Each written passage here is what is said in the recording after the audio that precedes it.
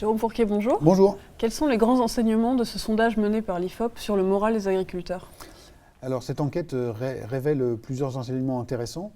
Tout d'abord, cette profession est littéralement coupée en deux concernant son optimisme. 49% des agriculteurs sont optimistes vis-à-vis de l'avenir de leur exploitation, contre exactement la même proportion qui sont pessimistes.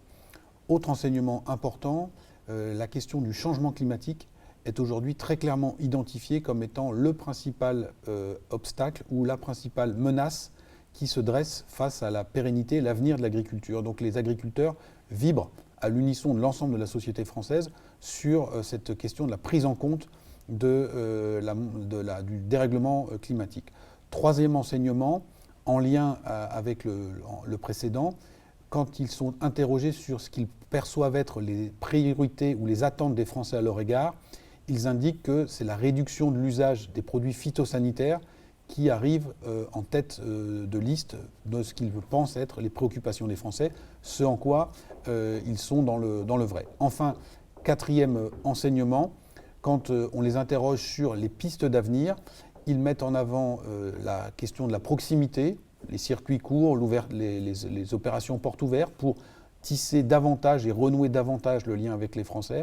Et élément plus traditionnel, ils ont aussi énormément d'attentes en ce qui concerne un rééquilibrage dans le rapport de force entre les agriculteurs d'une part et la grande distribution et les industriels d'autre part. Donc des choses assez classiques et attendues et des éléments, des enseignements nouveaux, notamment sur la prise en compte et la montée en puissance de la problématique environnementale qui est perçue à la fois comme une attente de la société, mais aussi comme un défi actuel et tout à fait criant d'urgence pour les agriculteurs dans leur pratique au quotidien, notamment dans un certain nombre de filières.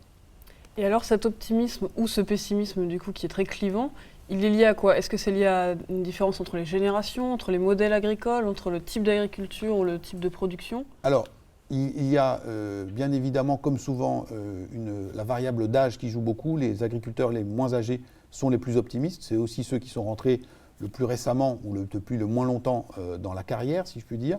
Et puis, autre élément, il y a un très fort clivage ou des écarts très importants selon le type de production agricole. Et donc, quand on parle des agriculteurs, on fait bien d'employer le pluriel parce que c'est un terme générique qui recouvre des réalités très très différentes. On voit par exemple que sur le jugement que les Français portent sur les agriculteurs, comment les agriculteurs eux-mêmes voient ce jugement, sur leur optimisme également, il y a des écarts très considérables entre par exemple le secteur de la viticulture ou de l'arboriculture et du maraîchage, qui se sent relativement optimiste et se sent bien aimé des Français, et un autre secteur aujourd'hui qui est celui des grandes cultures, qui est très pessimiste pour l'avenir de leurs exploitations et qui se sent aussi particulièrement mal aimé. Les éleveurs se situent dans une position intermédiaire. Donc c'est aussi un élément qu'on connaissait mais qui ressort très fortement de cette enquête, c'est celui de la très grande hétérogénéité des univers ou des mondes agricoles avec des spécialisations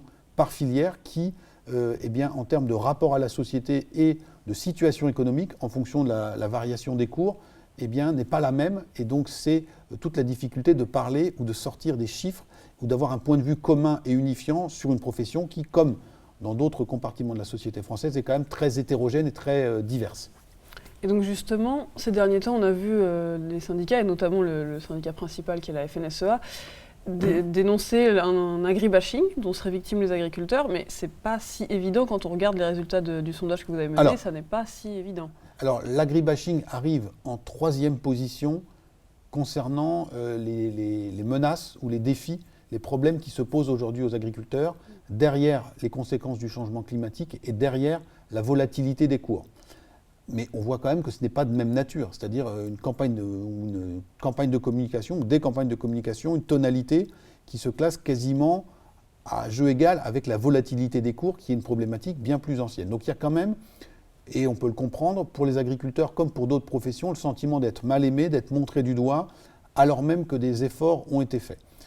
Quand on regarde ensuite comment les agriculteurs s'estiment perçus, c'est 50-50. 50% des agriculteurs pensent qu'ils ont une bonne image, mais on en a quand même 1 sur 2 qui s'estiment mal aimés, ce qui n'est pas rien. Et donc là, on a une trace de l'impact de l'agribashing qui s'est développé ces derniers mois.